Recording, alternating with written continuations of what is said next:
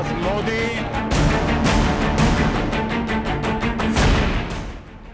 कल 25 जून को भारत के लोकतंत्र में जो काला धब्बा लगा था, उसके 50 वर्ष हो रहे हैं।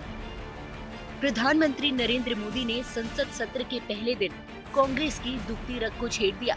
संयोग से 25 जून को आपातकाल के 50 साल पूरे हो रहे हैं और ऐसे में मोदी के पास कांग्रेस को घेरने का मौका था, जिसे उन्होंने नहीं छोड़ा।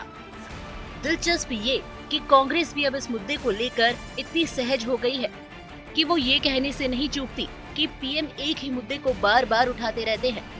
इमरजेंसी के ये 50 साल इस संकल्प के हैं कि हम गौरव के साथ हमारे संविधान की रक्षा करते हुए, भारत के लोकतांत्रिक परंपराओं की रक्षा करते हुए देशवासी संकल्प लेंगे कि भारत में फिर कभी कोई ऐसी हिम्मत नहीं करेगा जो 50 साल पहले की गई थी और लोकतंत्र पे काला धब्बा लगा दिया गया था। 100 बार यही बात बोलेंगे और इमरजेंसी के 50 साल हो रहे बोले तो तुम इमरजेंसी से without declaring emergency you are doing it. इसीलिए हर बार वही बात बोल के आप कितने दिन ऐसा ही अपनी हुकूमत करना चाहते हैं। लेकिन मसला आपातकाल का नहीं बल्कि संविधान का है और सियासी बिसात पर हर पक्ष अब यही दावा करता है कि वो संविधान बचाने की लड़ाई लड़ रहा है। इसी कड़ी में जहां मोदी ने संविधान पर हमले के तौर पर इमरजेंसी को याद कर कांग्रेस को घेरा, तो वहीं दूसरी तरफ विपक्षी पार्टियां संविधान की प्रतियां लेकर संसद भवन के बाहर विरोध प्रदर्शन करने पहुंच गए। मांग है कि देश का संविधान को रक्षा करना।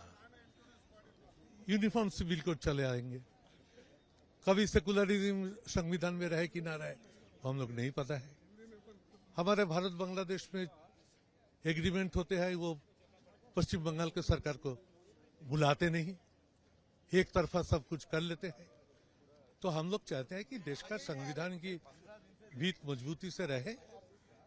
इंडियन कॉन्स्टिट्यूशन बहुत कष्ट में ये हम लोग अर्जित किया, इसको रक्षा करना ये अष्टादश लोकसभा का पहले दिन से हम लोग सरकार को एक दिशा दिखाने के लिए आज ये कर्मसूची में भाग लिया। लेकिन संसद सत्र के पहले दिन केंद्र में संविधान की बात आने के बाद 3 सवाल साफ हैं। पहला, क्या नरेंद्र मोदी का तीसरा कार्यकाल संविधान की रक्षा की लड़ाई के इर्द गिर्द घूमेगा? दूसरा, क्या मोदी सरकार संविधान बदलना चाहती है कि नैरेटिव ने जिस तरह चुनाव में बीजेपी को नुकसान पहुंचाया, उसके बाद विरोधियों को ये समझ आ गया कि देश की जनता संविधान के सवाल पर भावुक है?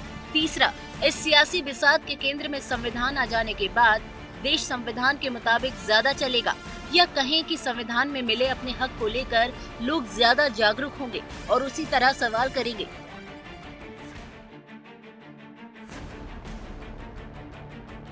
फिलहाल राजनीतिक मौसम में नया तमाशा शुरू हुआ है और अब देखना ये है कि संविधान की बात कितनी दूर तक जाती है। चुनाव आज तक।